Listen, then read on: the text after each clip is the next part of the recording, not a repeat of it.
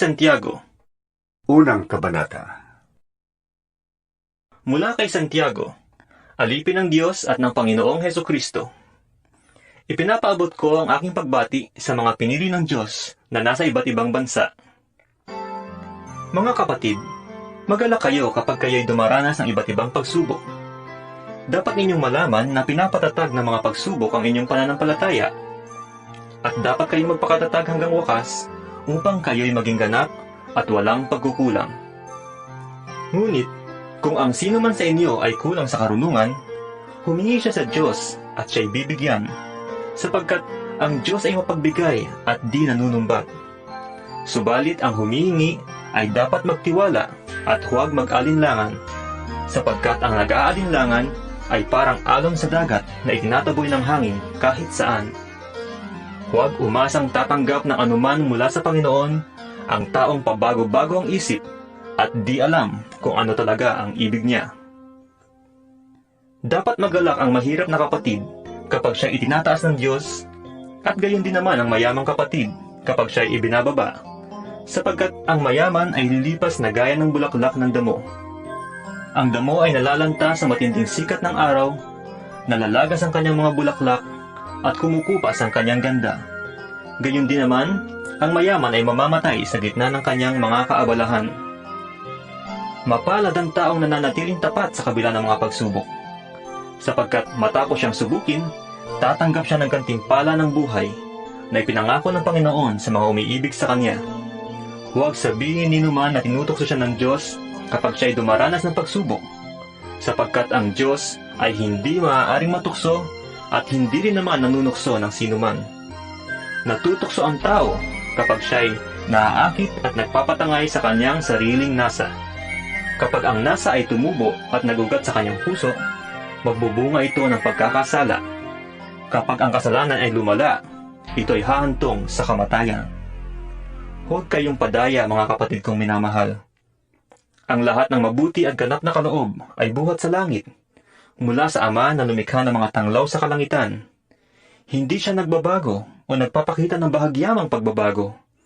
Niloob niyang tayo'y maging anak niya sa pamamagitan ng salita ng katotohanan, upang tayo'y maging pangunahin higit kaysa lahat ng kanyang mga nilalang. Unawain ninyo ito, mga kapatid kong minamahal. Maging alisto kayo sa pakikinig, dahan-dahan sa pagsasalita, at huwag agad magagalit, sapagkat ang galit ay hindi nakakatulong upang ang tao ay maging kalugod-lugod sa paningin ng Diyos. Kaya't talikuran na ninyo ang inyong maruruming gawa at alisin ang masasamang asal, at may pagpapakumbabang tanggapin ang salita ng Diyos na itinanim sa inyong puso. Ang salitang ito ang makakapagligtas sa inyo. Mamuhay kayo ayon sa salita ng Diyos. Kung ito'y pinapakinggan lamang ninyo, ngunit hindi sinasagawa, dinadaya ninyo ang inyong sarili, sapagkat ang nakikinig ng salita, ngunit hindi sumusunod dito ay katulad ng isang taong tumingin sa salamin at pagkatapos tingnan mabuti ang sarili, ay umalis at kinakalimutan ng kanyang ayos. Ang pagpapalain ng Diyos sa lahat ng kanyang gawain ay ang taong nagsasaliksik at nagpapatuloy sa pagsunod sa utusang ganap na nagpapalaya sa tao. Siya ang taong gumagawa at hindi nakikinig lamang, at pagkatapos ay nakakalimot. Kung inaakala ni numan na siya ay relihiyoso, ngunit hindi naman siya marunong magpigil ng dila, dinadaya lamang niya ang kanyang sarili. Walang kabuluhan ang kanyang pagiging relihiyoso. Ang pagiging relihiyoso na dalisay at walang dungis sa harap ng ating Diyos at Ama ay ang pagtulong sa mga ulila at sa mga byuda sa kanilang kahirapan, at pag-iingat sa sarili upang huwag mahawa sa kasamaan ng mundong ito.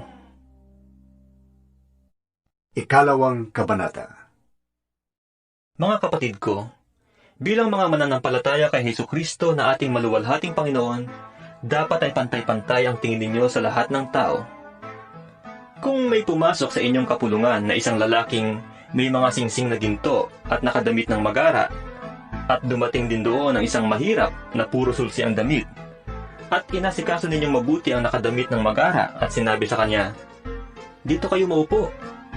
At sinabi naman ninyo sa mahirap, "Tumayo ka na lang dyan," o kaya'y, "Sa sahig ka na lang umupo."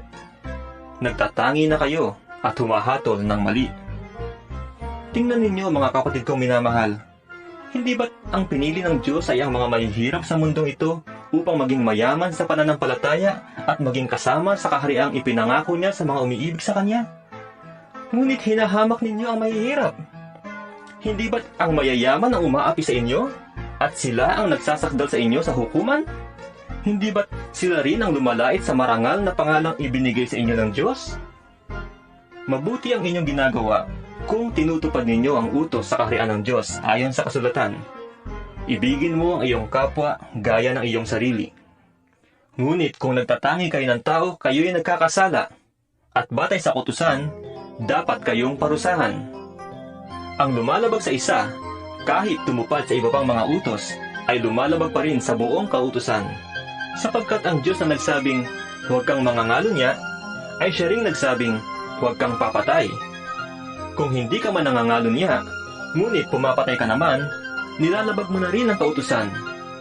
Kaya't mag-ingat kayo sa inyong pagkilos at pananalita, sapagkat hahatulan kayo ayon sa kautusang nagpapalaya sa inyo. Walang habag na hahatulan ng Diyos ang di marunong mahabag. Ngunit ang mahabagin ay walang dapat ikatakot sa oras ng paghatol. Mga kapatid, ano ang mapapala na isang tao kung sabihin man niyang siya'y may pananampalataya, ngunit hindi naman niya ito pinapatunayan sa gawa? Maililigtas ba siya ng ganoong uri ng pananampalataya? Halimbawa, may isang kapatid na walang maisuot at walang makain. Kung sasabihin ninyo sa kanya, patnubayang kanawa ng Diyos, magbihis ka't magpakabusog, ngunit hindi naman niya siya binibigyan ng kanyang kailangan, may mabuti bang naidudulot sa kanya yon? Gayon din naman, patay ang pananampalatayang walang kalakip na gawa. Ngunit may nagsasabi, may pananampalataya ka at may gawa naman ako. Ipakita mo sa akin ang iyong pananampalatayang walang kasamang gawa, at ipapakita ko naman sa iyo sa pamamagitan ng aking mga gawa ang aking pananampalataya. Sumasampalataya ka na ang Diyos ay isa, hindi ba? Mabuti yan. Ang mga demonyo man ay sumasampalataya rin at nanginginig pa. Ibig mo pa bang patunayan ko sa iyo, hangal, na walang kabuluhan ang pananampalatayang walang kasamang gawa? Ang ating ninunong si Abraham ay kinalugdan ng Diyos dahil sa kanyang mga gawa, nang ihandog niya sa dambana ang anak niyang si Isaac, hindi ba? Dito ay makikita mong magkalakip ang kanyang pananampalataya at mga gawa, at naging ganap ang kanyang pananampalataya dahil sa kanyang mga gawa. Natupad ang sinasabi ng kasulatan, si Abraham ay sumampalataya sa Diyos, at dahil dito, siya ay tinanggap na matuwid, at tinawag siyang kaibigan ng Diyos. Diyan ninyo makikita na ibinibilang na matuwid ang isang tao dahil sa kanyang mga gawa at di dahil sa kanyang pananampalataya lamang. Gayon din si Rahab, ang babaeng may maruming pamumuhay. Pinatuloy niya ang mga espiya ng Israel at itinuro pa sa kanila ang ibang daan upang sila'y makatakas. Dahil sa ginawa niyang yun, siya ay tinanggap na matuwid. Patay ang katawang walang espiritu. Gayon din naman, patay ang pananampalatayang walang kasamang gawa. Ikatlong kabanata. Mga kapatid, hindi dapat na maging guro ang marami sa inyo. Yamang alam ninyo na tayong mga nagtuturo ay hahatulan ng mas mahigpit kaysa iba. Tayong lahat ay nagkakamali sa iba't ibang paraan. Ang sino mang hindi nagkakamali sa kanyang pananalita ay isang taong ganap at marunong magpigil sa sarili. Kapag nilagyan ng pakagat ang bibig ng kabayo, ito'y napapasunod natin at napapabaling saan man natin ibigin. Tingnan ninyo ang barko. Kahit na ito'y napakalaki at itinutulak ng malalakas na hangin, ay naibabaling sa pamamagitan ng napakaliit na timon saan man ibigin ng piloto. Ganyan din ang dila ng tao. Maliit na bahagi lamang ng katawan, ngunit napakalaki ng nagagawang kayabangan. Isipin na lamang ninyo kung paano napapalagablab ng isang maliit na apoy ang isang malawak na kagubatan. Ang dila ay parang apoy, isang daigdig ng kasamaang nagpaparumi sa ating buong pagkatao. Ang apoy nito ay mula sa impyerno at sinusunog ang lahat sa buhay ng tao. Lahat ng uri ng ibon at hayop na lumalakad o gumagapang o nakatira sa tubig ay kayang pigilin at talagang napipigil ng tao, ngunit walang makakapigil sa dila. Ito ay kasamaang hindi mapigil at puno ng kamandag na nakakamatay. Ito ang ginagamit natin sa pagpupuri sa ating Panginoon at Ama. At ito rin ang ginagamit natin sa pagsumpa sa taong nilalang na kalarawan ng Diyos. Sa iisang bibig nang gagaling ang pagpupuri at pagsumpa. Hindi ito dapat mangyari, mga kapatid. Hindi lumalabas sa iisang bukal ang tubig tabang at tubig alat. Mga kapatid, hindi makakapamunga ng olibo ang puno ng igos o ng igos ang puno ng ubas. At lalong hindi rin bumubukal ang tubig tabang sa bukal ng tubig alat. Sino sa inyo ang marunong at nakakaunawa? Ipakita niya ito sa pamamagitan ng wastong pamumuhay na bunga ng kapakumbabaan at karunungan. Ngunit kung ang nagahari sa inyong puso ay inggit at makasariling hangarin, huwag ninyo yang ipagmalaki at huwag ninyong ikaila ang katotohanan. Ang ganyang karunungan ay hindi galing sa Diyos, kundi makasanlibutan, makalaman at mula sa diablo. Sapagkat saan man nagahari ang inggit at makasariling hangarin, nagahari din doon ang kaguluhan at lahat ng uri ng masamang gawa. Ngunit ang may karunungan mula sa Diyos, una sa lahat, ay malinis ang pamumuhay, may bigin sa kapayapaan, mahinahon, mapagbigay, mahabagin, masipag sa paggawa ng mabuti, hindi nagtatangi, at hindi nagkukunwari. Namumunga ng katwiran, ang binhi ng kapayapaang itinatanim ng taong maibigin sa kapayapaan. Ika-4 na kabanata. Saan nanggagaling ang inyong mga alitan at pag-aaway? Hindi ba't nagmumula yan sa masasamang nasa na nasa inyong kalooban at naglalaban-laban? Meron kayong minimithi ngunit hindi ninyo makamtan, kaya't papatay kayo kung kailangan, mapa sa inyo lamang yon. May mga bagay na gustong-gusto ninyo, ngunit hindi ninyo maangkin, kaya kayo nagkakagalit at naglalaban-laban. Hindi nyo nakakamtan ang inyong minimithi dahil hindi kayo humihingi sa Diyos. At humingi man kayo, wala rin kayo natatanggap dahil hindi tama ang inyong layunin. Humihingi kayo upang gamitin sa kalayawan, mga taksil. Hindi ba ninyo alam na kapag nakipagkaibigan kayo sa sanlibutan, ay kinakaaway naman ninyo ang Diyos? Ang sino mang nagnanais na maging kaibigan ng sanlibutan, ay kaaway ng Diyos. Huwag ninyong akalaing walang kabuluhan ang sinasabi sa kasulatan. Ayaw ng Espiritong ibinigay sa atin ng Diyos na siya'y may kaagaw sa ating pag-ibig. Ngunit higit na malakas ang tulong na ibinigay niya sa atin. Kaya't sinasabi ng kasulatan, ang Diyos ay laban sa mga mapagmataas, ngunit tumutulong sa mga mapagpakumbaba. Kaya nga, pasakop kayo sa Diyos. Labanan ninyo ang diablo at lalayuan niya kayo. Lumapit kayo sa Diyos at lalapit siya sa inyo. Linisin ninyo ang inyong mga kamay, kayong mga makasalanan. Linisin ninyo ang inyong puso, kayong pabago-bago ang isip. Maghinagpis kayo, umiyak at tumangis. Palitan ninyo ng pagluha ang inyong tawanan at ng kalungkutan ang inyong kagalakan. Magpakababa kayo sa harapan ng Panginoon at itataas niya kayo. Huwag kayong magsiraan sa isa't isa, mga kapatid. Ang namimintas o humahatol sa kanyang kapatid ay namimintas at humahatol sa kautusan. At kung hinahatulan mo ang kautusan, hindi ka na tagasunod ng kautusan, kundi isang hukom. Ang Diyos lamang ang nagbigay ng kautusan, at siya rin ang hukom. Tanging siya ang may kapangyarihang magligtas at magpahamak. Ngunit ikaw, sino ka upang humatol sa iyong kapwa? Makinig kayo sa akin, kayong nagsasabi, ngayon o bukas ay pupunta kami sa ganito at ganoong bayan, at isang taon kaming titigil doon, mangangalakal kami at kikita ng malaki. Ni hindi ninyo alam kung ano mangyayari sa inyo bukas. Ang buhay ninyo ay parang usok lamang, sandaling lumilitaw at agad nawawala. Sa halip ay sabihin ninyo, kung loloobin ng Panginoon at nabubuhay pa kami, gagawin namin ito o iyon. Ngunit kayo'y nagmamalaki at nagyayabang, at yan ay masama. Ang nakakaalam ng mabuti na dapat niyang gawin, ngunit hindi yung ginagawa, ay nagkakasala. Ika-5 kabanata.